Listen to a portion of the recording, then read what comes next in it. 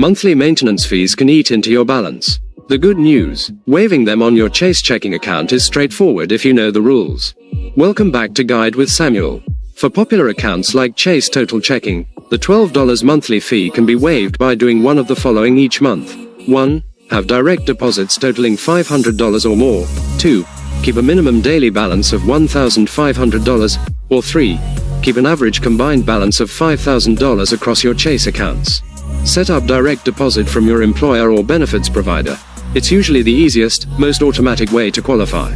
My crucial pro tip: link your savings to avoid the savings account fee too. Chase savings accounts also have a $5 monthly fee.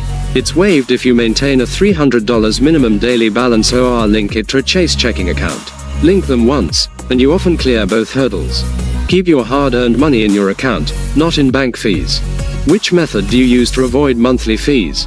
Direct deposit or minimum balance? For more smart money saving guides, hit subscribe. Thanks for watching. I'm Samuel, and I'll see you next time.